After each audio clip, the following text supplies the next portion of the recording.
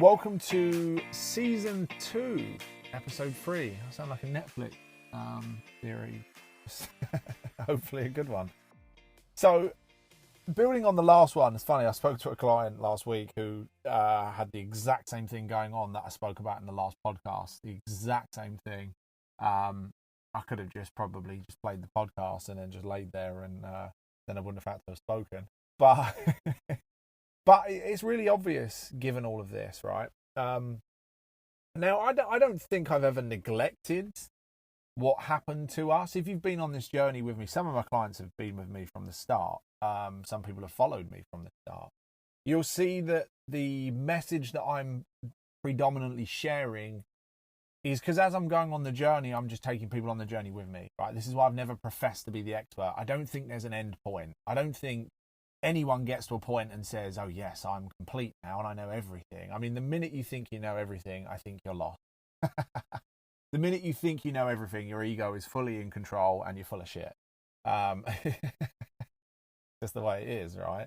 Stay open, stay curious, keep learning, always be open to being wrong, and always be open to the fact that everything you think you know might be wrong, or you might think you know, and then you're going to find out tomorrow that what you thought you knew, you now really know.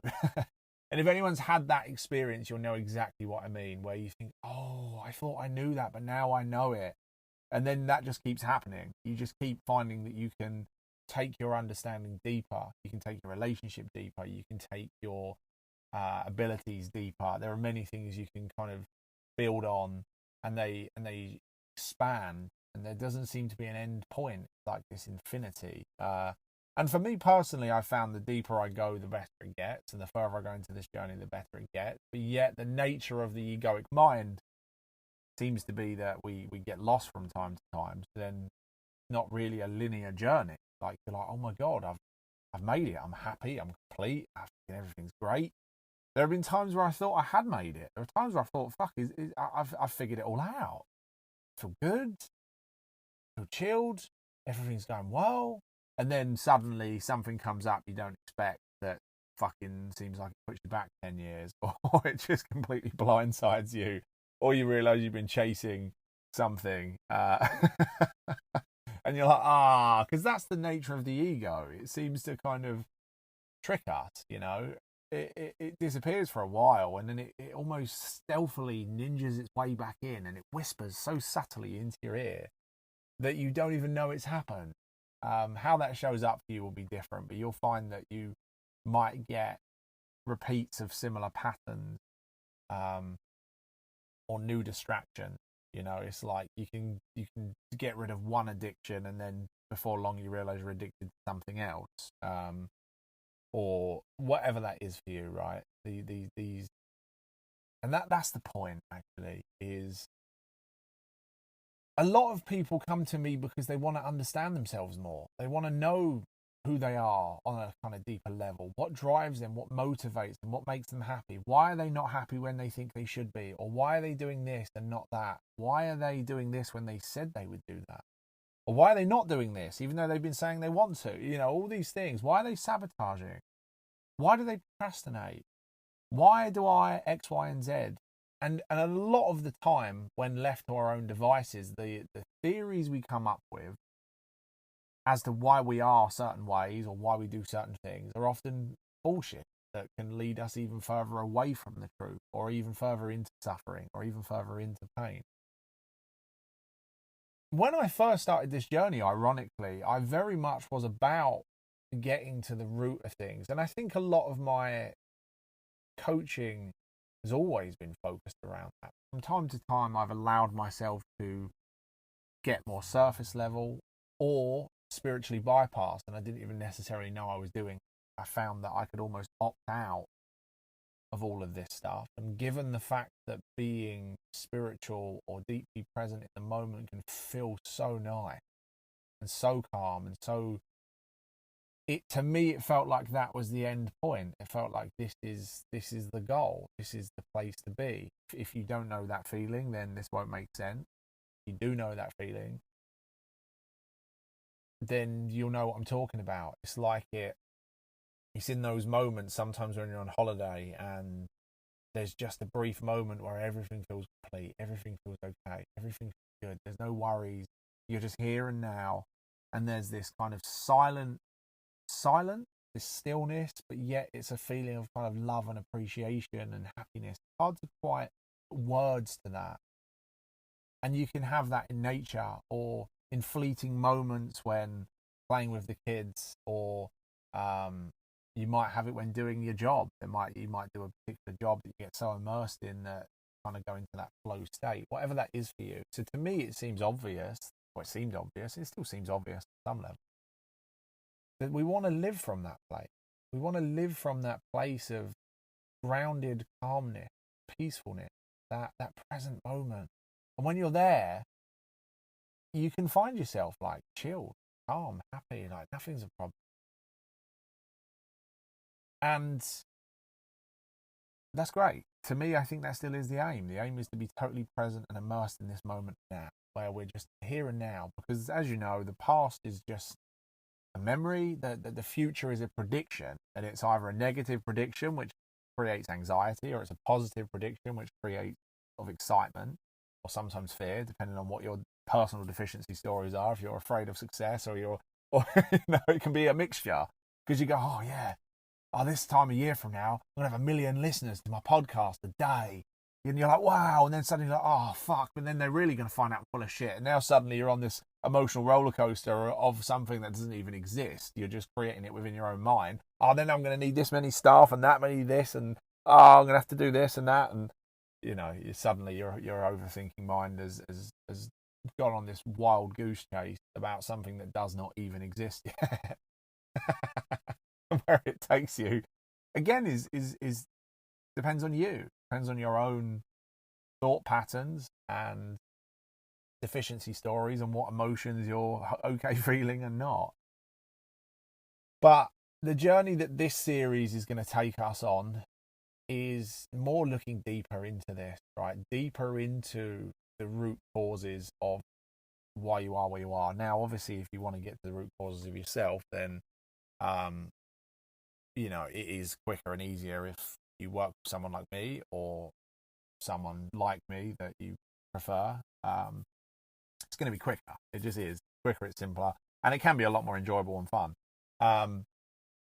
That's one option, or another option is obviously to listen to content like this and listen for your own insight. Listen for what feels true for you. Listen for what lands. Ask yourself the question. Explore it. You can journal it. You can ask yourself questions. You can sit with it. Sometimes you'll get insights from this you don't even know you've got. People say, I just feel better when I listen to your podcast. And if I say why, they're like, I don't know. Because a lot of this happens on a deeper level, again, beneath the surface level. And that's okay. But it makes sense, really, when we look at it from this way. And I think a lot of the reason I think that I avoided this deeper subjects, publicly at least, it would show up in calls and group calls and stuff, but it didn't necessarily show up in content, is on some level I was afraid to look here. On some level, maybe it's my ego stopping me from looking in the one place I really needed to look. It was. I think it was probably slightly scary, but I'd convinced myself it wasn't necessary. It was like, I don't really see the point of diving into all the past. Fine, it's all right. And I remember Jenna saying to me like that, like she's surprised that I haven't explored that more. And I'm like, yeah, because I'm fine, I'm happy now, and I'm good, and I'm living this healthy, functional life. I'm a good dad, I'm a good husband, blah blah blah, whatever that is. I'm healthy, I'm happy. And I can't remember what she said exactly. It was something along the lines of, but there'll still be a lot of emotion there that's unprocessed. There'll be a lot of suffering there that's not been kind of worked through, or and I was always a little bit hesitant to go there. It kind of just felt like, if it isn't broken, don't fix it. And that's because I wasn't fully aware of actually how much that was running my life And it's so fucking obvious. I feel like face palming myself. I feel like I can't believe you're even saying this on a podcast. You're doing this for like over 10 years.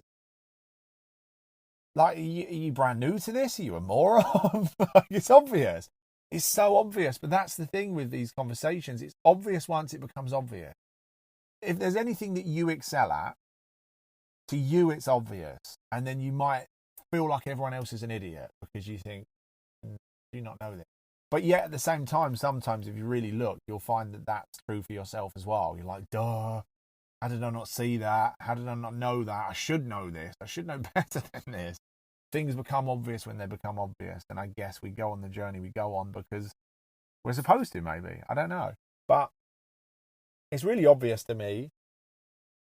And it's always been obvious to me. But I think what's interesting is I never really come across anything that helped me to look in this direction either. I think for some reason, this type of message has picked up traction a lot over the last 3-4 years. The conversation around trauma, conversation around somatic work, even breath work. I'm not really massively a fan of breath work, to be honest. I've never found that personally does a lot for me. I do find it's good for reducing stress, for getting me present, for kind of grounding me and centering me. But when I've done breath work sessions and stuff, I've found it to be just very underwhelming. I expected more. So that I can only talk from my own personal experience. But I've lost my train of thought here, which is like me. What was I talking about? Talking about something. So, that's what I was saying. So a lot of this has picked up traction a lot recently, which is what's then made me look more in this direction. I guess in some ways, whilst I'm here to shine the spotlight of awareness on you and your thoughts and where you are and highlight parts of your life, I'm only here because someone else has done that for me, right? I didn't know what I didn't know, and someone shows up with a torch and says, look over there, and you go, oh shit. Or they say, did you know this? Like things like the gym. If no one had ever told me that picking up weights makes you look better or stronger, I wouldn't have known to do it. I don't know who fucking first discovered it, right? Who was walking along, found something heavy and thought, I'm going to lift this for 12 times and then I'm going to rest for about a minute and then I'm going to do it again. And I'm going to do that 3 times. And once I've done that, I'm going to lift it in a slightly different way for another 12 times, for another 3 sets. And then I'm going to do it again. Who the fuck discovered this? But the point is, someone discovers this shit somehow. I don't know how, and fair play to them for obviously having some kind of original thought that makes them. But for the most part, we're being led. We're being showed the way by mentors, coaches, therapists. And sometimes in this world, I feel like it's the blind leading the blind. You've only got to go on Instagram and follow people that are sharing videos in a field that you know. You've only got to do that and see how much bullshit is being spread and how many people are blindly following. It's quite frustrating and worrying.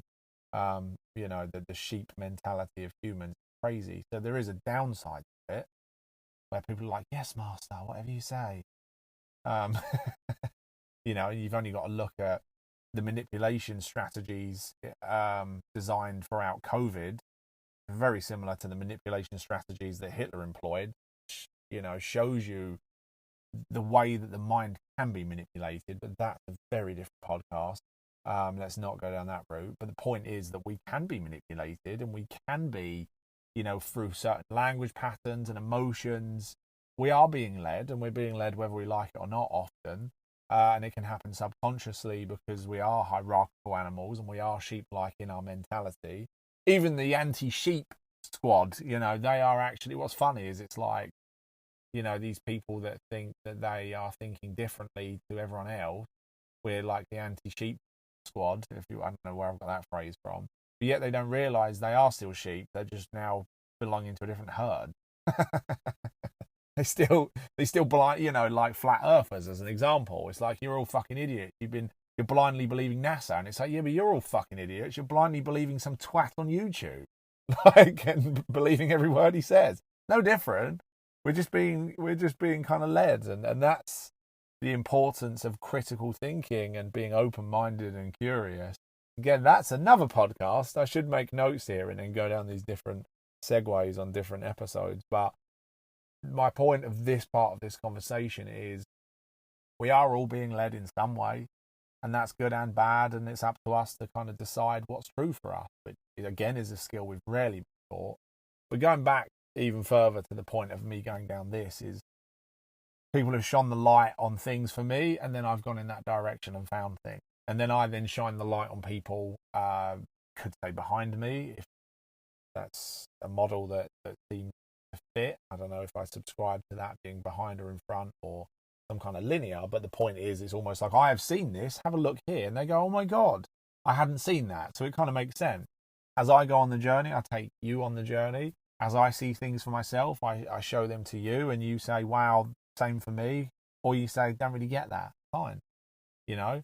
And I can record this podcast and 10 people love it because it was like, holy shit, you literally gave me so many insights. And 10 other people are like, yeah, I found it a bit boring. And 10 other people say, I already knew all of this. And 10 other people say, I don't like you anymore because I think the earth's flat and you don't. So now we're not part of the same tribe. So I'm going to take I'm going to go join a different sheep squad.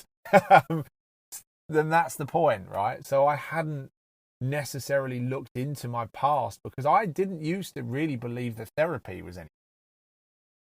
I didn't really subscribe to therapy because everyone that had ever come to me after having therapy said it was shit, did nothing, and I did more for them in a week than fucking 6 months of therapy. So then I just built up the belief that therapy wasn't any good. Okay, my watch has just told me that's not nice. All right, fine. Siri's getting involved. So I'd accidentally kind of built up those thoughts, you know, and almost categorized. And that was until Jenna started having therapy, and her first therapist was fucking dog shit. Can't even believe these people even have a job. But the second one was actually really good, and I saw changes in her, and that made me a bit more open to it. You know, and then things like breathwork come along, and I was open to it. And at this moment in time, don't really find it great, but I'm open to trying a different form or in a different format or in a different place or a different group.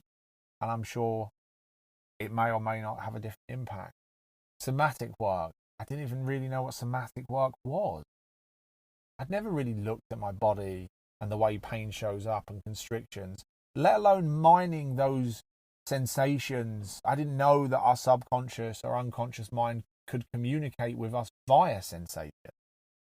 I didn't pay attention to where I felt it in my body, or I didn't know how to extract from that. I didn't know how to mine that sensation for pointers to something deeper. I didn't know how that felt to process emotions stored in our body. I didn't know emotions got frozen within our body. I didn't know, although I'd always seen it, I didn't know that we could work with it and how transformational that would be.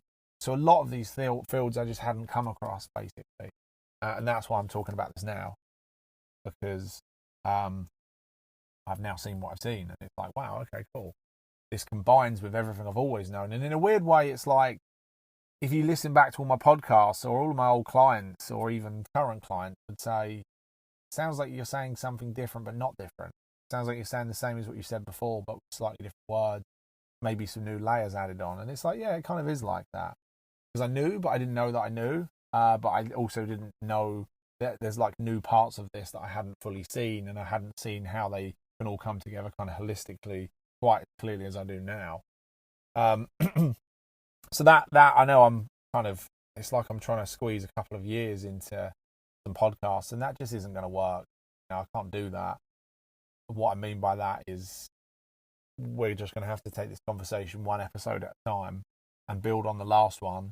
And it might take me a year to fully express everything I've learned and where I've been and how this is showing up and how it's working for clients and how it's working for me. But I'm kind of building on each one to give you context and hopefully insights along the way as well. So to conclude this one, what the, you know, if I ask myself, what was I trying to communicate, or what would my kind of conclusion to this episode be? It is essentially that we as humans come into the world feeling emotion. We don't have a logical thinking mind until we're like 6. We don't have a prefrontal cortex, which is why it's so stupid that we expect kids to share. They don't fucking understand what that means. We expect them to understand things that they don't have the brain They do not have, it's like you're saying drive and they're like, I don't have a car. And we're saying just fucking drive. What do you mean? I don't have a car. Like, but actually it's even worse than that. They don't even have context what a car even is. You know, it's using a bit of a metaphor and stretching it there, but we first are just these emotional beings. You know, we are regulated or dysregulated, and we have fight, flight, freeze. We want to be fed, we want to sleep, we want to be safe, we want to be loved, we want to be kept warm, and that is it, right? And it's not until we're like 5 or 6 we start to develop logic and this understanding. And as we're growing up, you know, we're feeling all these emotions. We're watching our parents with their emotions. Most of us are parents, if we're honest, the fuck, you know, and they've got their own issues, whether they're alcoholics or whether they're on anxiety medication or whether our dad never shows sadness. Well, that's fucking unhealthy for a start. You know, or whether our mum was always fucking screaming at us, you know. It's like we're modeling these dysfunctional humans, and I'm not blaming them because they didn't know better. They've probably had even less education than we've had around this. So we're kind of modeling these dysfunctional humans that are really kind of children, hurt children, traumatized children in adult bodies that are now trying to raise children. And then we're being taught by teachers that are just as bad, if not worse, and society, which is fucking worse. And we never learn about emotions, thoughts, the nervous system regulation, fight, flight, freeze, emotions, love, sex, anything that fucking matters. So then suddenly we've been shouted at, we've suppressed our anger, we've suppressed our sadness, we're never allowed to cry except for fucking in these scenarios. We can cry in secret, we have to say this, you can't do that, you can't feel this, you can't be that, this means that. Fucking, you're only loved if you do this, you're unloved if you do that, society doesn't like you if you do this, you get sent out of class if you do that, you can be happy but not too happy, sad but not too sad, sad only when it's fucking okay to feel sad, angry but you're not allowed to express it in certain ways, otherwise you're going to get told off. It's like, for fuck's sake. No wonder we arrive as adults as these fucking fucked up humans, highly functional in many ways. You know, we can get our job done and we can put some money in the bank and we can feed our kids. We're kind of highly functional in that sense, but unhappy, fucking addicted, anxious, depressed, stressed, digestive issues, chronic pain, can't sleep, you know. And normally those are the people that say, yeah, my parents smacked me and I'm okay. You're fucking not. The state of you. There's nothing fucking okay about you. Makes me laugh. It's like, you're not fucking okay. The fact you're drinking a bottle of wine every night just to numb yourself, I mean, that's just one thing. Let alone everything else that we could explore here. Like, we're not okay, and that's okay. We're doing the best we can do, given what we were taught and given what we know. But what my point here is, we weren't taught how to feel emotions, express emotions, regulate our nervous system, our own thought, consciousness, any of that stuff, right? So of course, as these little learning machines that learn how to walk and learn how to talk and learn how to multiply and all these things, of course, a lot of our early childhood programming is going to be running our life now. And we don't react to the present, we react to the past. The shit that we learned about anger or sadness or guilt or shame as a kid will just keep replaying, because the brain just keeps replaying these old patterns. I've said this many times before, but it'll just replay these old patterns. It says, what do we do in this scenario? And it just looks in its folders of what do we normally do. And it says, well, we normally do this. And those folders are like dominoes. They just link all the way back, where they just compound over time. It's like survival of the fittest. You know, the neural pathways that are used, the patterns, the behaviors, the emotions, the ones we use most often are the ones that get used the most. So like the angrier we are, the angrier we become, and the more we tend to use anger. And we might have done that our whole life, you know, or certain behaviors. So we are mostly running these patterns, but they're unconscious beneath the surface. We usually don't know they exist. And even if we know they exist, we often don't know how to get to the root of them and take them out. And if you've been listening to me for any length of time, nothing about this conversation will be new. And you may have even found that certain behaviors of yours have stopped since we've worked together, or since you've listened to me, or since you've watched my videos. They will have that impact, because even the emotions that come up for you in this conversation, even the sensations that come up for you in your body in this conversation, even the thoughts that come up for you, whether you're agreeing with me, disagreeing with me, fucking crying because this is hit home, getting angry because you think I'm talking shit, arguing against it because you think I'm wrong, whatever it is that's showing up for you, even that is a form of emotional processing if you see it that way. It's either just going to be an unconscious trigger if you're not aware of it, or it can actually be a signpost into processing and deeper work. You know, if you're seeing it that way, you're curious. Fucking hell, that conversation with James, that podcast really pissed me off. Let me go find out why. That's how it becomes a route into self-discovery and authenticity and healing and growth. If you just switch it off and, you know, get convinced by your own bullshit, then obviously it just becomes a repetition of the same pattern, and you'll go and listen to a different podcast tomorrow and have the same experience, right? Anyway, I think that's enough for now. I like to keep them around, 15, 20, 25 minutes. Don't want them to be too long. I've gone all over the place there. I try and follow. I have an idea of what I want to communicate, and then I just allow myself to arrive there in whatever way seems. I just go along. It's like going for a walk with a dog. I stop and I sniff a few things and I piss up a tree and I chase a squirrel and then I come back. But ultimately, we arrive somewhere. But if you have found this useful, let me know, because I always like hearing why. I like not hearing this was useful, but why. What did you hear? What stood out for you? What come up for you? What sensations come up for you? What emotions come up for you? I like the details. The big long paragraphs, the big waffles, the detours. Take me on them. If you're on Spotify and you swipe across, you can basically leave questions or feedback, and only I see it. Cool. If not, find me on Instagram or wherever. Let me know. And as always, if you want to take the conversation deeper, if you want to explore more of the deeper work, the root cause therapy, the somatic stuff, or coaching, it's all a bit of a combination, really, and always has been for me. Reach out and I'll let you know what that looks like. Anyway, appreciate you being here. Thanks for listening. Have a good one.